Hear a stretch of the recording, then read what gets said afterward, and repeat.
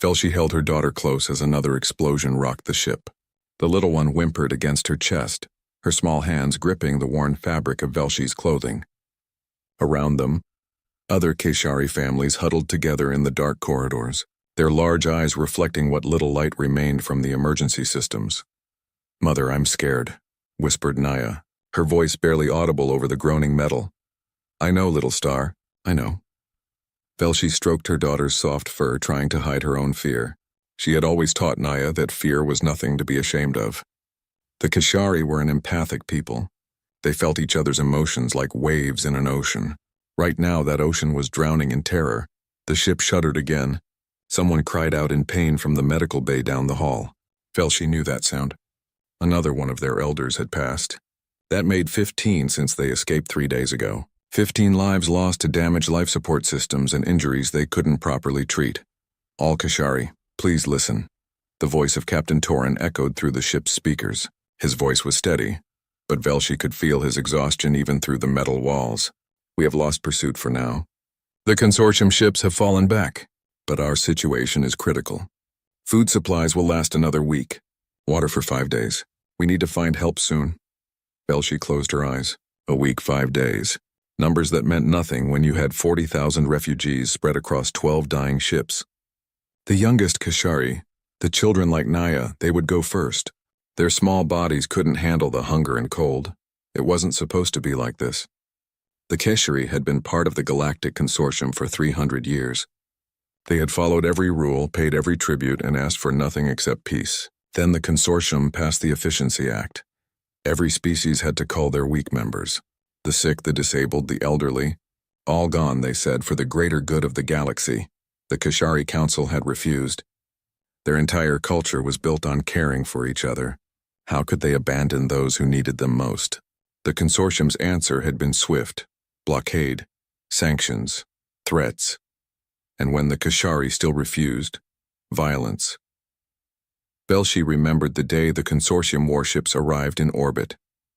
She had been teaching at the youth center, helping young Keshari learn about their empathic gifts. The first bombardment hit the northern continent. Millions died in seconds. The council had no choice. They gathered every ship they could find and evacuated whoever could reach the spaceports in time. 40,000 out of 4 billion. That was all they saved. "Mother, where are we going?" Naya asked, pulling Velshi back to the present. "I don't know yet, little star. Somewhere safe. Somewhere they can't hurt us anymore, but where was safe?" The Consortium controlled most of known space. Any planet they landed on would eventually turn them away or hand them over. They had sent distress signals to every neighboring system. No one answered. No one wanted to anger the Consortium. Velshi stood up, keeping Naya balanced on her hip. She needed to check on the others in her section. As a former teacher, she had become one of the caretakers for the children whose parents hadn't made it off their homeworld. 23 little ones who woke up every night crying for mothers and fathers who were gone. She moved through the corridors, offering comfort where she could. A touch on the shoulder here, a whispered word of hope there, but she could feel their despair. It pressed against her mind like a physical weight. They were dying, and they all knew it. In the cargo bay that had been converted to a children's sleeping area, Velshi found Elder Mashon sitting with the orphans. His silver fur was dull with age and stress, but his eyes were still kind. He was singing an old Keshari lullaby, his voice cracking on the high notes. "How are they?" Velshi asked quietly. Mashon looked up at her, and she felt his sadness like a cold wind. 3 more have the wasting sickness. Their bodies are giving up. We don't have the medicine they need." Velshi's heart broke. The wasting sickness came from malnutrition and stress. It attacked the young and old first. Without proper treatment, they would simply fade away. "There has to be something we can do," she said. "There is." Captain Torin's voice came from behind her. She turned to see him standing in the doorway, his face haggard. "We picked up a signal. A beacon from an uncharted system. It's marked in the old Consortium star charts." "Marked how?" Velshi asked. Torin hesitated. "Quarantine zone, dangerous species. Contact forbidden." Velshi felt the fear spike through the cargo bay. Even the children stirred in their sleep. A quarantine zone meant something so dangerous that the Consortium itself was afraid. "What choice do we have?" Mashon said quietly. "We die here in empty space, or we take our chances with whatever lives there." At least there's a chance, Torin nodded slowly. The council agrees. We've set course for the system. We'll arrive in 18 hours. The planet is called Earth, and the species calls themselves humans. According to the old records, the consortium quarantined them 200 years ago. Why? Velshi asked. Why would they quarantine an entire species? Torin pulled up a datapad and read the official designation. Humanity. Quarantined for irrational aggression, refusal to follow species optimization protocols, and dangerous emotional instability. Deemed unsuitable for consortium membership. Avoid all contact. Velshi looked down at Naya, who had fallen asleep against her chest. Dangerous, aggressive, unstable. The words meant nothing compared to the alternative. At least there was a chance these humans would help. Or maybe they would kill the Kashari quickly instead of letting them die slowly. Either way, they were out of options. 18 hours, Velshi said. Then we meet these humans. She carried Naya back to their small corner of the ship and held her daughter close. Outside the viewport, the stars blurred as they jumped to faster-than-light speed. Somewhere ahead, in a system the galaxy had forgotten, their last hope waited. Velshi just prayed these humans would at least be quick. The human ships appeared like ghosts out of the black. Velshi stood on the bridge of the lead Keshari vessel, watching the view screen with her heart pounding. Naya clung to her leg, silent but radiating fear that Velshi could feel like ice in her bones. Contact in 30 seconds, the sensor officer reported. His hands shook over the controls. They're moving to intercept. Captain Torin stood at the center of the bridge, his posture rigid. Hold position. Do not power weapons. We're here asking for help, not starting a fight. The human ships grew larger on the screen. They were strange, angular vessels covered in what looked like plates of armor. Nothing like the smooth, elegant ships of the consortium. These looked brutal, built for war. They're hailing us, communications officer Petra said. Audio only. The translation matrix is struggling. Their language is very different. Put them through, Torin ordered. Static filled the bridge, then a voice. It was rough, deep, and spoke in sounds the Kashari had never heard before. The translation came through in broken pieces. Unknown vessels. This is Captain Sarah Chen of the Earth defense ship Valkyrie. You have entered human space. State your purpose, Torin stepped forward. This is Captain Torin of the Kashari refugee fleet. We seek sanctuary. We are fleeing persecution from the Galactic Consortium. We have 40,000 civilians. Many are wounded. Children are dying. Please, we need help. Silence. Long enough that Velshi thought the humans had cut the connection. Then the voice returned, and this time Velshi could hear something in it that the translation software couldn't capture, something that made her empathic senses tingle. Refugees?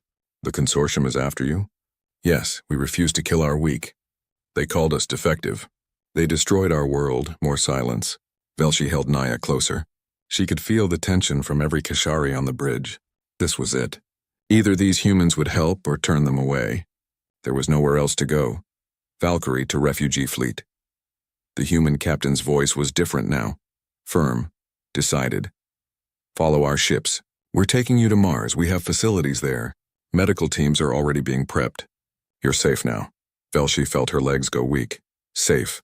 The word felt foreign. Impossible. Why? Torin asked, his voice breaking. The consortium marked you as dangerous. They said to avoid humans. Why would you help us? A pause. Then, because someone should have helped us when we needed it. Follow us. We'll talk more once your people are taken care of. The human ships moved into formation around the Kashari fleet, creating a protective envelope. Velshi watched through the viewport as one of the massive human vessels positioned itself directly in front of the lead Kashari ship. A shield. They were using their own ship as a shield. They're protecting us, Petra whispered. Why would they do that? They don't even know us. I don't understand either, Torin said. But right now I don't care. Set course. Follow them. The journey to Mars took 6 hours. During that time, human ships maintained their protective formation. They sent medical supplies across on small transport pods. Food, water purification units, medicine for the wasting sickness. All given freely before they even reached human space proper. Velshi worked in the medical bay helping distribute the supplies. The human medicine was strange. Designed for a completely different biology, but the containers came with detailed instructions and modification guides. Someone had spent time making sure the Kashari could use them safely. Mother, look. Naya pointed at one of the supply containers. It had a drawing on the side. A crude picture of a Kashari and a human holding hands. Below it, in carefully translated Kashari script, were the words, "You're not alone anymore." Velshi felt tears running down her face. Around her, other Kashari were crying too. The emotional wave rolled through the ship, relief so powerful it was almost painful. When they finally approached Mars, Velshi saw a red planet covered in domes and structures. The human ships guided them to a massive orbital station. Through the view screen, she could see humans in spacesuits already working on docking clamps and connection tubes. "All Kashari refugees, this is Mars Central Command." A new voice, older, female. "I'm Commander Rodriguez. Welcome to human space. We've prepared emergency shelters in Dome 7. It's not much, but it's warm and safe. Medical teams are standing by. Bring your wounded first. We'll get everyone settled, then we can talk." The docking process was chaotic but organized. Humans in medical uniforms rushed aboard the Kashari ships the moment the airlocks opened. They worked with an intensity that startled Velshi. These were the dangerous, aggressive species the consortium warned about. A human doctor, a small woman with dark skin and kind eyes, approached Velshi. "I'm Dr. Amara. Where are the sickest children?" Velshi led her to the cargo bay where the orphans were kept. Dr. Amara took one look at the small, weak bodies and immediately started barking orders into her communication device. Within minutes, human medical teams swarmed the area with portable equipment. "These little ones are severely malnourished," Dr. Amara said, running a scanner over Naya. "When did they last have a proper meal?" "Weeks," Velshi admitted. "We rationed what we had for the youngest, but it wasn't enough." Dr. Amara's face hardened. Not with anger at Velshi, but with something else. Something fierce. "No child should starve. Not on our watch. We'll get them fed. All of them." Over the next hours, the Kashari were transferred to the domes on Mars. The shelters were basic, as the human commander had said, but they were clean and warm. Real beds, working bathrooms, lights that didn't flicker, simple things that felt like miracles. Velshi stood in one of the common areas, watching human workers setting up food distribution centers and medical stations. They moved with purpose, no hesitation. Many looked tired, as if they had been working nonstop. For strangers, for aliens they had never met. "Your people work very hard," Velshi said to a young human man who was assembling beds nearby. He couldn't have been more than 20 years old. He looked up and smiled. It was a strange expression, showing teeth, but Velshi could feel the warmth behind it. "Yeah, well, you guys need help." "That's what we do, but why? We are nothing to you. The consortium says humans are dangerous. They warned everyone to stay away." The young man's smile faded. He set down his tools and looked at Velshi directly. "You want to know why we help? My grandmother, she had what your people would call a defect. Her body didn't work right. She needed help to walk, to eat, to live. And you know what? She was the strongest person I ever knew. She taught me that strength isn't about being perfect. It's about taking care of each other." He picked up his tools again. "The consortium wanted you to kill people like my grandmother. That makes them the monsters, not us. So yeah, we help. Because no one should have to run and hide for refusing to murder their family." Velshi felt the truth of his words through her empathic senses. No deception. No hidden agenda. Just simple, honest compassion. For the first time since leaving her homeworld, Velshi allowed herself to hope. Maybe, just maybe, they had found something more than sanctuary. Maybe they had found allies. 3 days after arriving on Mars, Velshi still couldn't believe what she was seeing. The human medical center was full of activity. Human doctors worked alongside Kashari healers, sharing knowledge and techniques. The children with wasting sickness were already showing improvement. The elders who had been dying were now sitting up, eating real food, color returning to their fur. But it wasn't just the medical help that amazed Velshi. It was everything else. Human engineers worked day and night repairing the Kashari ships. They refused payment. "You'll need these vessels to be safe," a gruff engineer named Marcus told Captain Torin. "Can't have you flying around in death traps." Human families opened their homes to Kashari refugees.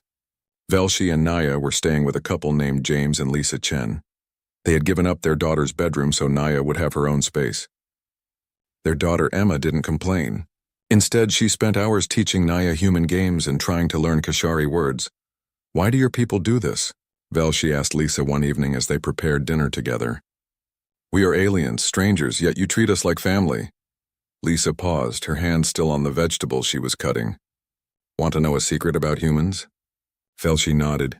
We were almost destroyed once, long time ago before we reached the stars. We nearly killed ourselves with wars and hate. We learned something from that darkness. We learned that the only thing that saves us from our worst impulses is choosing to care for each other. Even when it's hard. Especially when it's hard, she resumed cutting. The consortium contacted us about 200 years ago. They wanted us to join. Then they learned about how we take care of our disabled, our sick, our elderly. They said we were wasting resources on defective members. They said we needed to be more efficient. Lisa's knife came down harder on the cutting board. We told them where they could shove their efficiency. They quarantined us. Said we were too dangerous, too emotional. Called us unstable because we wouldn't murder our grandmothers to save money. Velshi felt anger radiating from Lisa. Not at her, but at the memory, at the consortium. So when you showed up running from the same monsters who tried to change us? Lisa looked at Velshi with fierce eyes. There was no question, we help. That's what we do. That night Velshi couldn't sleep. She walked through the dome, watching the activity that never seemed to stop. Human volunteers arriving with supplies, construction crews expanding the shelters, teachers setting up schools for the Keshari children. She found herself in the medical wing where the most critical patients were kept. In a small room, she saw a human doctor sitting beside a young Keshari child. The child, a boy named Tarek, had been dying when they arrived. The wasting sickness had taken hold too deeply. The doctor, a tall man with gray hair, was holding Tarek's small hand. He wasn't doing anything medical, just sitting there. Being present, Dr. Morrison, Velshi said quietly from the doorway. He looked up and Velshi saw tears in his eyes. I'm sorry. I should be working.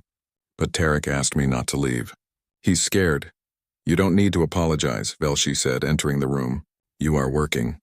This is exactly what he needs, Dr. Morrison smiled sadly. I have a grandson about his age. Can't imagine what these children have been through. Losing their homes, their parents. Running for their lives. Why does it hurt you? Velshi asked. Her empathic senses told her this man's pain was real. He genuinely hurt for Tarek. You don't know him. You just met our people days ago. Does it matter? Dr. Morrison asked. He's a child. He's suffering. That's enough. Velshi sat on Tarek's other side. The boy's breathing was labored but steady. He would live. The human medicine was working. The consortium said humans were dangerous, Velshi said. They said you were too aggressive. Too violent. Too emotional. Dr. Morrison laughed, but there was no humor in it. Oh, we can be all those things. Humans are capable of terrible violence. We've done horrible things to each other throughout our history. But we're also capable of this. He gestured to Tarek. We're capable of sitting with a dying child we just met because he asked us not to leave. That's human too. A young human soldier appeared in the doorway. She was holding a small stuffed animal. Dr. Morrison? I brought something for Tarek. Thought he might like it. Dr. Morrison took the toy, a soft bear, and carefully placed it in Tarek's arms. The boy's eyes flickered open, and even through his pain he smiled. What's your name? Velshi asked the soldier. Private Maria Santos, ma'am. I'm stationed here at the Mars Defense Garrison. You brought a toy for a sick child. Why? Maria looked confused by the question. Because he's sick? And scared? Kids need something to hold on to. Makes them feel safer. Maria, Velshi said carefully. Can I ask you a question? The consortium is powerful. They have millions of ships. If they come here demanding we be surrendered, what will your people do? Maria's expression changed. The softness left her face, replaced by something hard. Something that reminded Velshi why the consortium had called humans dangerous. They won't take you, Maria said simply. But you could be destroyed. Why would you risk that for us? Maria knelt down beside Tarek's bed, gently adjusting his blanket. When she looked up at Velshi, her eyes were fierce. You see this little guy? And all the other kids here? The families who lost everything? The elders who should be living in peace instead of running for their lives? Maria's voice was quiet but intense. No one hurts them again. Not while we're here. Not while we can stand. That's the promise. That's what it means to be human. Velshi felt the conviction behind those words. Through her empathic senses, she felt something she had never experienced from another species. A willingness to stand between the innocent and harm. Not for profit. Not for glory, just because it was right. No one hurts you again, Velshi repeated softly. That is a powerful promise. It's the only one that matters, Maria said. She stood up and smiled at Tarek. You rest now, little man. We've got you. As Maria left to return to her duties, Dr. Morrison continued his vigil beside Tarek. Velshi stayed with them, watching the doctor's gentle care. She thought about the consortium's assessment of humanity. Dangerous, aggressive, unstable. They were right, Velshi realized. Humans were dangerous, but not in the way the consortium thought. They were dangerous because they had turned compassion into defiance. They were dangerous because they refused to accept cruelty as normal. They were dangerous because they had looked at the galaxy's rules and said no. And now 40,000 Kashari refugees had the protection of the most dangerous species in known space. Not because the humans wanted something from them, but because a child had asked them not to leave. Velshi looked at Tarek, sleeping peacefully now with his stuffed bear. For the first time since her world burned, she believed her daughter might have a future. No one hurts you again, she whispered, testing the words. They felt like a prayer, like hope, like the truth. The alarms woke Velshi from the first peaceful sleep she'd had in weeks. Red lights flashed through the dome. The emergency broadcast system activated, sending its message in both human and Kashari languages. Attention all personnel. Unknown vessels detected at the edge of the system. All military units report to stations. Civilians remain in designated shelters. This is not a drill, Velshi's heart stopped. She grabbed Naya from her bed and held her daughter tight. Around them, other Kashari families were emerging from their quarters, fear thick in the air. They found us, someone whispered. The consortium found us. James Chen appeared in the doorway, already dressed in what looked like military gear. Lisa will take you to the emergency shelter. It's deep underground. You'll be safe there. What about you? Velshi asked, though her empathic senses already told her the answer. I'm Mars Defense Force, reserve unit, but they're calling everyone up. He kissed his wife quickly. Take care of them. James, wait, Velshi called as he turned to leave. If the consortium demands we be surrendered, give us to them. Don't let your people die for us. James looked back and Velshi saw something in his eyes that made her feel both terrified and protected at the same time. That's not going to happen. We don't abandon family. He left before Velshi could respond. Lisa guided them through the dome to the underground shelter. Hundreds of Kashari were already there, along with human families. Children clung to parents. Elders sat quietly, resigned to whatever came next. Captain Torrens stood on a raised platform trying to maintain order. Please, everyone stay calm. The humans are handling this. We must trust them. Trust them to do what? Shouted an older Kashari named Preth. Die for us? We should turn ourselves over. End this before more innocent blood is spilled. No. The voice came from Commander Rodriguez, the human officer who had first welcomed them to Mars. She stood at the entrance to the shelter, her uniform crisp despite the early hour. That's not an option, Commander, Captain Torrens said carefully. We appreciate everything your people have done, but we cannot ask you to fight the consortium. They have thousands of ships. This is not your war. You're right, Rodriguez said. It's not our war. It's our choice. And we've made it. She activated a holographic display showing the space around Mars. The Kashari gasped. Consortium warships were entering the system. Dozens of them. Maybe more. Consortium Fleet Commander Jaros is hailing us now, Rodriguez continued. He's demanding we surrender all Kashari refugees for processing. He's giving us 1 hour to comply. Processing, Velshi said bitterly. They mean execution, Rodriguez nodded. We know. That's why we're not complying. The shelter erupted in voices. Kashari shouting that they should surrender. Humans arguing back. Rodriguez held up her hand for silence. Let me show you something. The holographic display shifted. Now it showed human ships. Velshi's breath caught. There were so many. Military vessels from Earth, Mars, the asteroid colonies, the outer stations. They were moving into formation around Mars, creating a defensive wall between the planet and the incoming consortium fleet. This is humanity's response, Rodriguez said quietly. Every available ship. Every crew. They've been mobilizing since the moment we detected the consortium vessels. Why? Preth asked, his voice breaking. Why would you do this? Rodriguez was quiet for a moment. Then she spoke and every word carried weight. 200 years ago, the consortium came to us. They told us we were defective because we cared for our weak. They said we had to change or be isolated. We chose isolation. We chose to be called monsters rather than become them. She looked around at the Keshari faces. When you arrived, running from the same choice, what did you expect us to do? Welcome you with one hand while preparing to sell you out with the other? That's not who we are. We made our choice 200 years ago. We're making it again today. On the display, the consortium ships drew closer. Velshi could see they vastly outnumbered the human vessels. Commander, Captain Torrin said, I am looking at this tactical display. The consortium has 3 times your numbers. They have superior weapons. This is suicide. Rodriguez smiled, and it wasn't a nice smile. Fleet Commander Zeros is thinking the same thing. He's probably confused right now, wondering why we're not immediately surrendering. The consortium doesn't understand us. They think warfare is about efficiency, about calculating odds and choosing the winning side. It's not? Asked Elder Mashon. No, Rodriguez said. For us, it's about what we're willing to die for. And we decided a long time ago that some things are worth any cost. The display shifted to show the bridge of the lead consortium ship.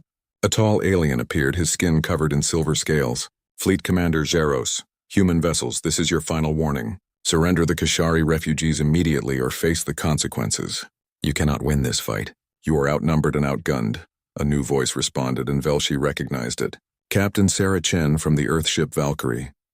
Commander Zeros, this is Captain Chen. We have your message. Here's ours. No. The simple word hung in the air. Jeros's voice took on a threatening tone. You are harboring criminals. Defective beings who refuse to comply with consortium law. They must be processed. They're refugees, Chen replied, her voice hard as steel. They're under human protection now. You want them? You go through us. You would start a war over these inferior creatures? Zeros sounded genuinely confused. There was a pause. Then Chen spoke again, and Velshi heard something in her voice that made her empathic senses ring like a bell. Conviction. Absolute, unshakable conviction. They're not starting a war, Commander. You are.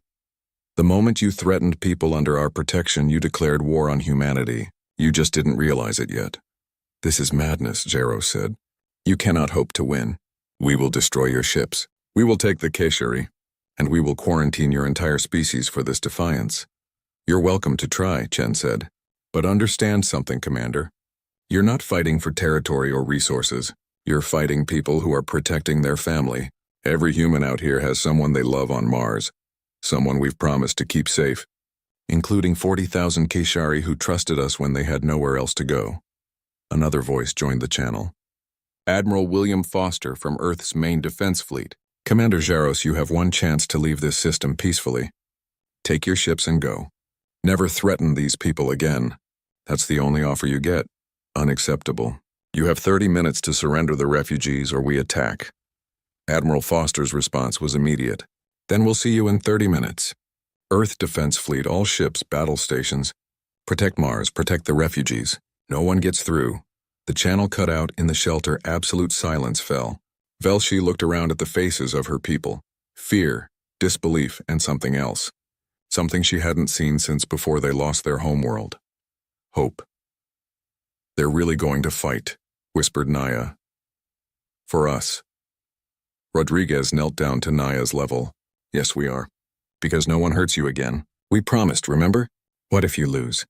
Naya asked, her small voice shaking. Rodriguez touched Naya's face gently. Then we lose fighting for something that matters. But we won't lose, little one. You know why? Naya shook her head. Because humans are very good at protecting things we love. And we've decided we love you all. On the display, the countdown began. 30 minutes until battle. 30 minutes until the Keshari learned if the human promise was just words or something more. Velshi held Naya close and felt the emotions of 40,000 Keshari refugees. All of them were feeling the same thing she was. For the first time in their lives, someone was willing to fight for them.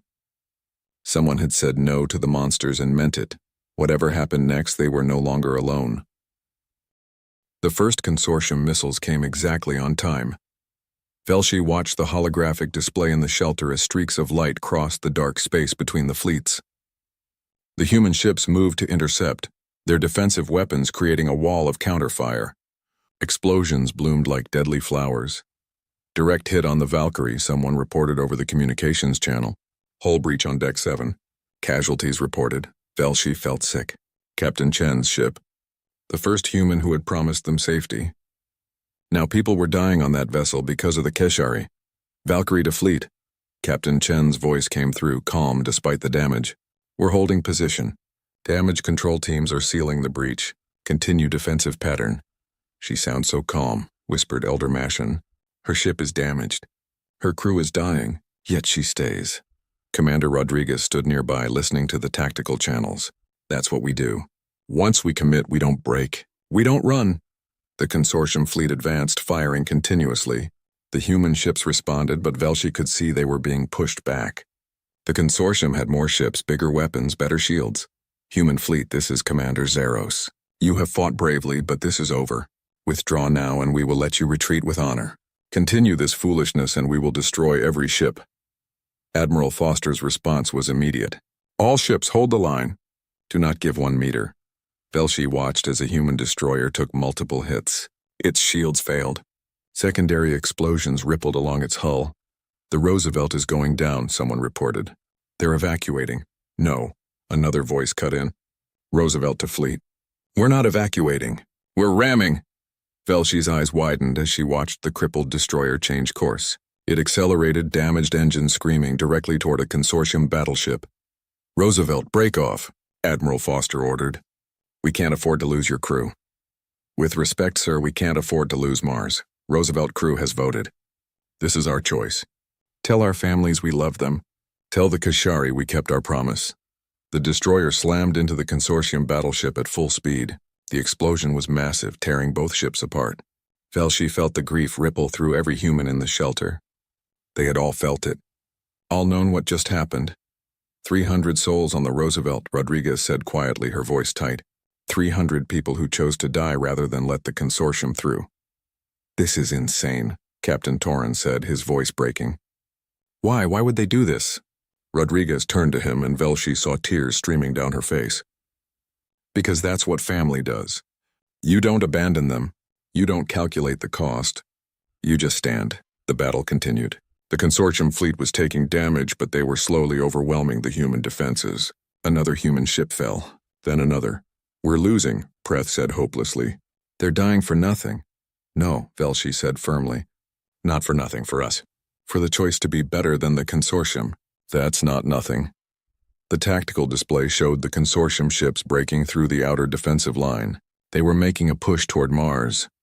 All ships focus fire on the breakthrough, Admiral Foster ordered.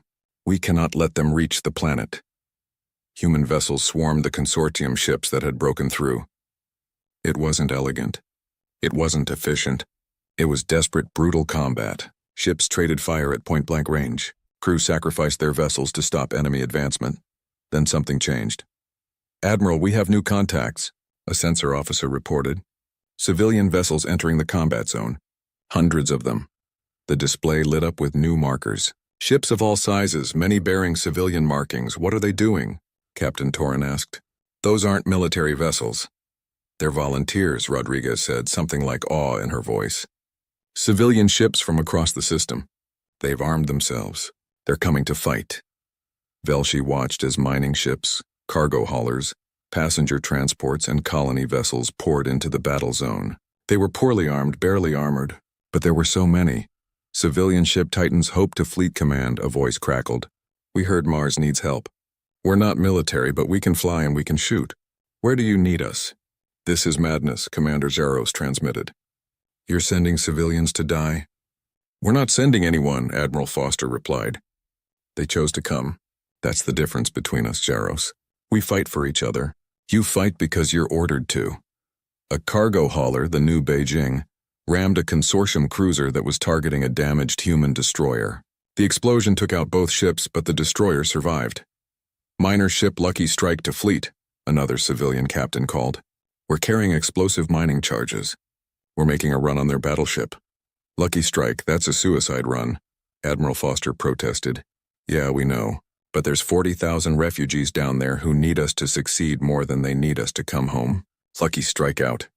The mining ship dove toward the consortium battleship, dodging fire. It didn't make it all the way. Enemy weapons tore it apart, but the dying ship's momentum carried it forward, and its cargo of mining explosives detonated against the battleship's hull. The massive consortium vessel shuddered, its shields failing, armor breaching. In the shelter, Velshi felt every human around her. Their grief, their pride, their absolute refusal to give up. "I don't understand," she said to Rodriguez. "How can you keep going? You're losing so many." Rodriguez looked at her with eyes that held both sorrow and something indomitable. "Because if we stop, if we let the consortium through, then everyone who died did so for nothing. We honor them by finishing what they started. We honor them by keeping our promise to you." The battle raged for hours. The consortium fleet kept pushing, but the human defenders never broke. Every ship that fell was replaced by 2 more. Military vessels, civilian volunteers, even small personal craft joined the fight, using their tiny weapons to harry the larger consortium ships. Commander Jaros's transmissions became increasingly frustrated. "This is irrational. Your casualties are enormous. Surrender the refugees and this ends." "You still don't get it," Captain Chen replied from the Valkyrie, now trailing atmosphere from multiple hull breaches but still fighting. "We're not going to surrender them ever. You want them? You'll have to kill every single one of us. And even then you'll fail because more will come. Humans from every colony, every station, every asteroid base. We don't stop. We don't quit. Not when it matters." Velshi saw it then through her empathic senses. The consortium was powerful, but they fought for duty, for orders, for efficiency. The humans fought for love, for family, for the absolute conviction that protecting the helpless was worth any sacrifice. "Consortium fleet is breaking off," someone shouted. "They're withdrawing." The shelter erupted in disbelief. On the display, the consortium ships were pulling back, regrouping at the edge of the system. "Human fleet, this is Commander Jaros. You have made your point. We underestimated your commitment. We are withdrawing to reassess." "This isn't over," Admiral Foster transmitted. "The moment you return to this system with hostile intent, we'll be waiting." "I believe you," Jaros replied, and Velshi heard something new in his voice. Not respect exactly, but recognition. "You are either the bravest species in the galaxy or the most foolish." "Perhaps both." The consortium ships jumped to faster than light speed and vanished. Silence fell in the shelter. Then someone started crying. Then everyone was crying, humans and Keshari alike, relief, grief, joy, all mixed together. "Did we win?"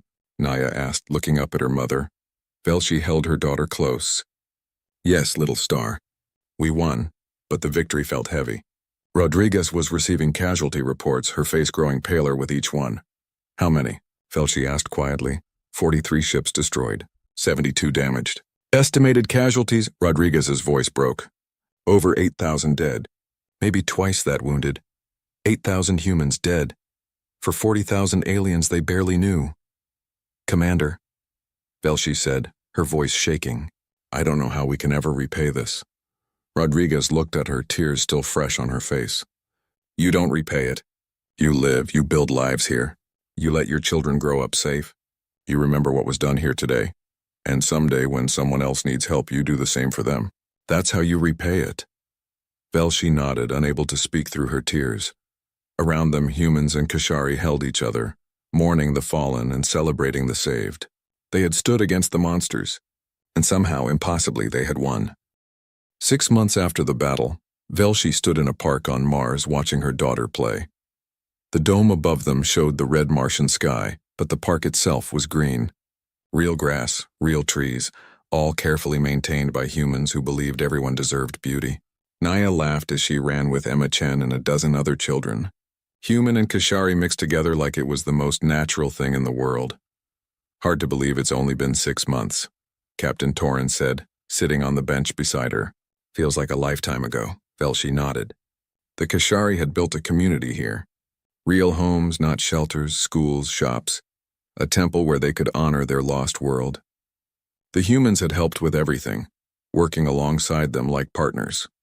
"Captain Chen is arriving tomorrow," Torrin continued. "The Valkyrie finally finished repairs. She wanted to see how we're doing." The Valkyrie, the ship that had taken the first hit protecting them.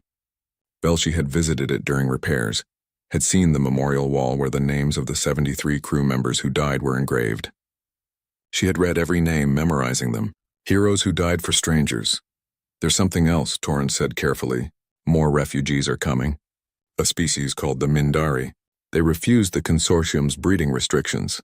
They have nowhere to go. Velshi looked at him. What did the humans say? Same thing they told us, follow us. We'll take care of you. Torrance smiled sadly. Commander Rodriguez said they're preparing facilities. Mars is getting crowded, but Earth is offering space. The asteroid colonies, too. Anywhere the refugees want to settle. A commotion near the park entrance made Velshi turn. A group of humans had gathered, many wearing black ribbons. It was the memorial day for those who fell in the battle. Every month they gathered to remember. Elder Meshon approached with Dr. Morrison. The old doctor looked tired but content. He spent most of his time at the children's hospital now, treating both human and Keshari patients. Velshi, Dr. Morrison said, we're having the memorial ceremony soon. Will you speak? Me, why? Because you were there. You saw what happened. The humans, they need to hear from you. They need to know their sacrifice meant something. Velshi wanted to refuse, but she saw the hope in his eyes. These people had given everything. The least she could do was speak. An hour later, she stood before a crowd of hundreds. Humans in military uniforms, families of the fallen, Keshari refugees, even some of the newly arrived Mindari, tall beings with crystalline skin who watched with curious eyes. Commander Rodriguez introduced her. This is Velshi. She speaks for the Keshari people. Velshi stepped forward, her legs shaking. She had prepared words, carefully chosen phrases in proper human language. But when she opened her mouth, none of that came out. I did not understand humans when we arrived, she said simply. The consortium told us you were dangerous. They said you were aggressive, violent, too emotional. They warned us to fear you. She paused, looking at the faces before her. They were right. You are dangerous. You are aggressive. You are emotional. But not in the ways they meant. Velshi felt tears starting. You are dangerous because you refuse to accept cruelty as normal. You are aggressive in your compassion. You are emotional because you care so deeply that you will die for strangers rather than abandon them. A human in the crowd, a woman wearing a black ribbon, wiped her eyes. 6 months ago, my people were dying, Velshi continued. We had nowhere to go. No hope left. We entered this system expecting to be turned away or killed quickly. Instead, we found you. You fed our children. You healed our sick. You gave us homes. Her voice grew stronger. And when the hunters came for us, when the consortium demanded we be surrendered, you said no. Not because we paid you. Not because you owed us. But because you had promised. No one hurts us again, you said. And you meant it. She looked directly at the families of the fallen. 8,000 humans died keeping that promise. I know their names. All of them. We teach them to our children. We carve them in our temple. We will never forget them. The crowd was silent, every eye on her. The consortium thinks they understand strength, Velshi said. They think it comes from efficiency, from cutting away anything weak, from being hard and cold and perfect. They are wrong. She gestured to the children playing in the park behind her. Strength is a species that refuses to abandon their grandmothers. Strength is staying with a dying child because he asked you not to leave. Strength is 300 people on a dying ship choosing to ram the enemy rather than run. Strength is saying we protect them, and meaning it with your whole heart even if it costs everything. Velshi's voice cracked. The consortium called you defective, inferior, unstable. They could not have been more wrong. You are the best thing in this galaxy, and we will spend the rest of our lives trying to be worthy of what you did for us.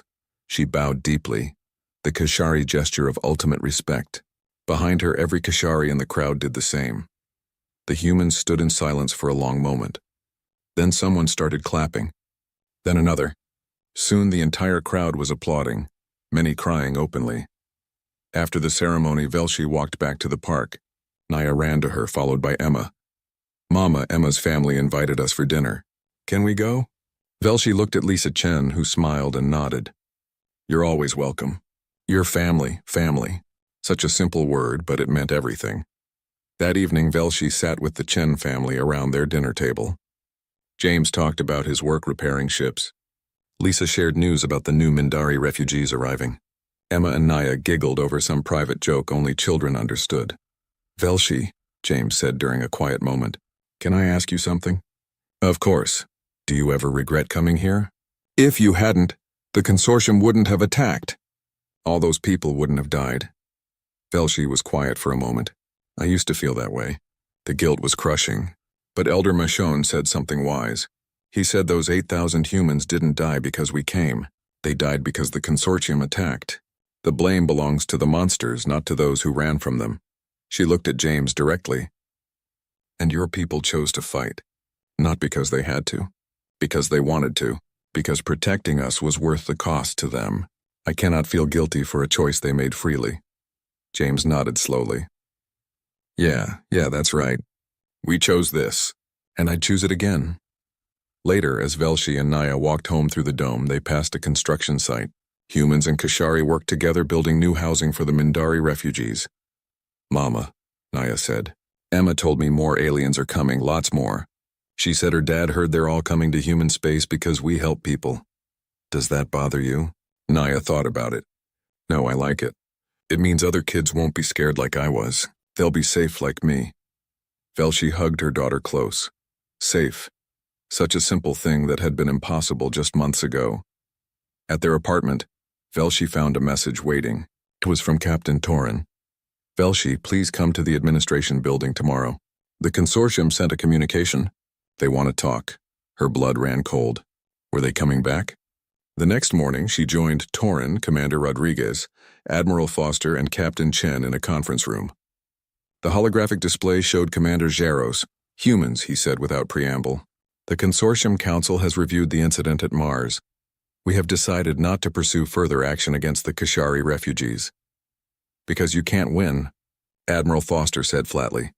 Because the cost is too high, Jaros corrected. We did not understand what we were facing. A species that fights harder for others than for themselves. It is irrational, but effective. He paused. We are also here to warn you. More species are refusing consortium directives. More refugees are fleeing to human space. We will not attack them while they are under your protection, but we will not help them either. We don't need your help, Captain Chen said coldly. We never did. Jaros nodded slowly. No, you do not. Perhaps that is why you are dangerous. You do not need us, you do not fear us, and you will not obey us. The consortium is considering how to handle the situation. You do that, Rodriguez said. While you're considering, we'll be busy keeping our promises. The communication ended. The room was quiet, so that's it? Velshi asked. They're just leaving us alone? For now, Admiral Foster said. They learned we can't be bullied. They'll adapt, try different approaches, but they know attacking refugees under our protection means war, and we showed them we don't lose wars we believe in. Velshi left the meeting feeling lighter than she had in months. It wasn't over, probably would never truly be over, but for now they were safe. She walked back through the dome, watching her people living, laughing, building new lives. Human and Kashari children played together. Mindari families settled into new homes. More refugee ships would arrive tomorrow and the day after, and humans would welcome them all. The consortium had called humanity dangerous. They were right. Humanity was dangerous because they had weaponized compassion, because they refused to calculate the cost of doing the right thing, because they had looked at the galaxy's cruelty and chosen kindness instead. Because they had promised, no one hurts you again, and they meant it. Velshi found Naya in the park, still playing with Emma and the other children. Human and alien, different species, different worlds, but all family now. Mama, Naya called. Watch this.